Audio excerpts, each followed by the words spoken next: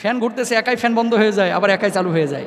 বাথরুমে বসে আছেন, বালতি অটোমেটিক হাঁটাহাঁটি করতেছে, কেমনটা লাগবে আপনার ভিতরে?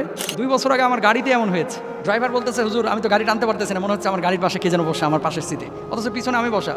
লক্ষ্মীপুর থেকে মাহফিল করে আসতেছে, গাড়িটা বাড়িতে এসে রাখা হয়েছে। আমার দারোয়ান বলতেছে যে হুজুর রাত্রিবেলায় আমি দেখলাম যে পর্দা দিয়ে গাড়ি ঢাকা। আসলে তো গাড়ির পর্দা দিয়ে ঢাকা হয় নাই, গাড়িতে ছিল খোলা। ঠিকই সিসি ক্যামেরায় দেখলাম যে হ্যাঁ, মানে সাদা 2টা অস্তিত্ব আপনার আসলো ধোয়ার মতো, আসার পরে গাড়িটাকে কাভারের মতো ঢেকে দিল।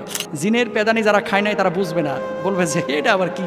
জিনের অস্তিত্ব যদি আপনি অস্বীকার করেন তাহলে আপনার ঈমান থাকবে না। ভূত আতঙ্কে অনেকে গ্রাম ছাড়ছেন, অনেকে ঘুমাচ্ছেন না, অনেকে পালিয়ে যাচ্ছেন, এবং চারিদিকে শুধু ভূত আর ভূত ভূত। দেখেন, খুব ইম্পর্টেন্ট একটা বিষয় আপনাদেরকে বলি, ইসলামে ভূত বলে কোনো শব্দ নাই। শব্দ আছে জিন। অল জান্না খলাকনাহু মিন ক্বাবলু মিন নারিস সামুম। জিনকে আল্লাহ সুবহানাহু ওয়া তাআলা তৈরি করেছেন কি থেকে জানেন?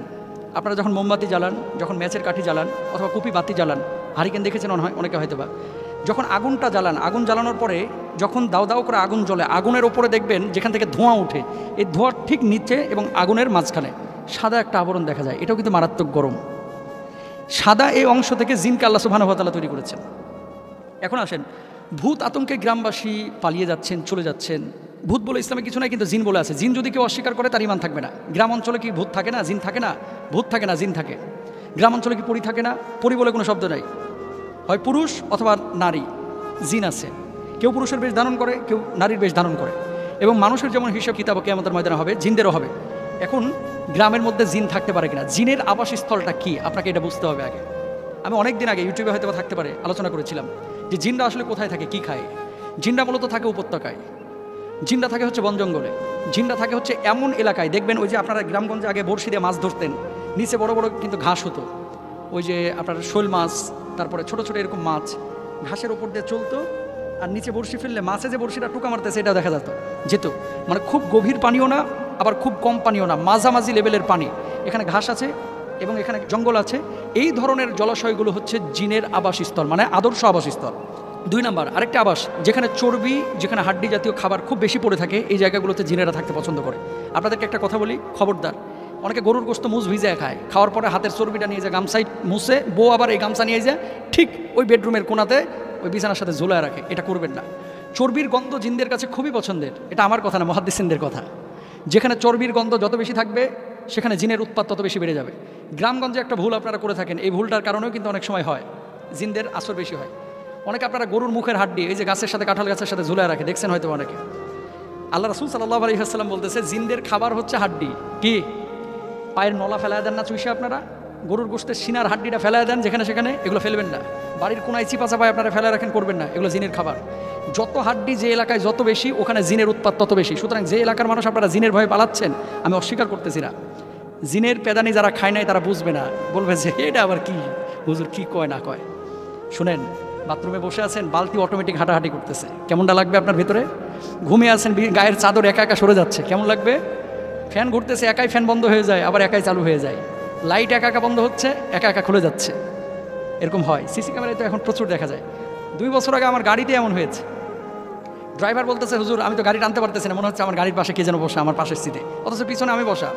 লক্ষ্মীপুর থেকে মাহফিল করে আসতেছি, গাড়িটা বাড়িতে এসে রাখা হয়েছে। রাখার পরে আমার দারোয়ান বলতেছে যে হুজুর রাত্রিবেলায় আমি দেখলাম যে পর্দা দিয়ে গাড়ি ঢাকা।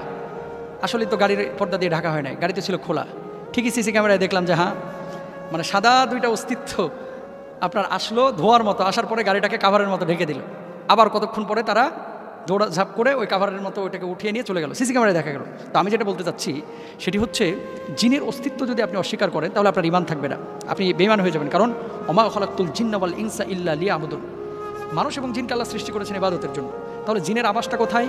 যেখানে হাড়হুড্ডি বেশি থাকে, উপত্যকা থাকে, যেখানে সামান্য জলাশয় থাকে, ওই জায়গাগুলো আপনারা পরিষ্কার করেন যাতে করে জিনের আবাস করতে না পারে। 3 নাম্বার আরেকটি জায়গা আছে, সেটি হচ্ছে অপবিত্র জায়গা, যেখানে যত বেশি নাপাকি সেখানে তত বেশি জিনের উৎপাত। এটা আপনাকে মাথায় রাখতে হবে।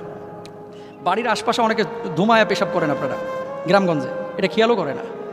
পেশাব করছে, বাচ্চা কাচ্চা পেশাবের কাপড় নিয়ে যায় ওই কোনায় ঠুসে রাখে, এগুলো জিনদের আবাস, এগুলো পছন্দ করে, এগুলো করবেন না। বাঁচার জন্য উপায় কি? তাহলে পবিত্র জীবন ধারণ করতে হবে, হাড্ডি এগুলো ফেলে রাখা যাবে না, জলাশয়গুলো কেটে ফেলতে হবে, সারাক্ষণ পবিত্র অবস্থায় থাকতে হবে, আয়াতুল কুরসি 5 ওয়াক্ত নামাজের পরে বুকে ফুৎকার দিতে হবে। এবং যে সমস্ত এই অঞ্চলগুলোতে, এলাকাগুলোতে আপনারা ভয় পান, সে সমস্ত এলাকাগুলোতে পারলে চেষ্টা করবেন মোবাইলে লাউড দিয়ে সূরা বাকারা ছেড়ে রাখতে। যেখানে জিনের উৎপাত বেশি ওখানে লাউড দিয়ে সূরা বাকারাটা ছেড়ে রাখেন। আপনি তো পড়তে পারবেন না, প্রতিদিন 2.5 পারা তেলাওয়াত করা সম্ভব না। যদি পারেন নিজে পড়েন, নাহলে সূরা বাকারা জোরে করে ছাড়া রাখেন। ইনশাআল্লাহ তাআলা এই ধরনের জিন, ভূত, পরি, পেতনি কিচ্ছু থাকবে না। আর যারা এই যে আমাদের কাছে অনেকে প্রশ্ন করে, হুজুর পরি বিয়ে করার কোনো আমল আছে কিনা, এরকম প্রশ্ন কিন্তু অনেকে করে। শুনেন, এগুলো হচ্ছে কাল্পনিক বিষয়। যারা এরকম গল্প উপন্যাসে পড়ে পরীকে বিয়ে করার জন্য অস্থির হয়ে আছেন, এটা সম্ভব না। জিনকে মানুষ বিয়ে করতে পারে না। এটা সুলাইমান আলাইহিস সালাতু ওয়াস সালামের সময় সম্ভব ছিল। সুলাইমান নবীর মা নাকি ছিলেন একজন জিন, স্ত্রী ছিলেন নাকি একজন জিন, এমন বলা হয়, কিছু কিছু বক্তব্য থেকে পাওয়া যায়। রানী বিলকিস তিনি নাকি জিন ছিলেন, অনেকে বলে, কিন্তু এটা আসলে অনেক মতবিরোধ আছে। আল্লাহ তাআলা আমাদের সবাইকে বোঝার তৌফিক দান করুন, সহিহ আকীদা নিয়ে বেঁচে থাকার তৌফিক দান করুন, আমিন।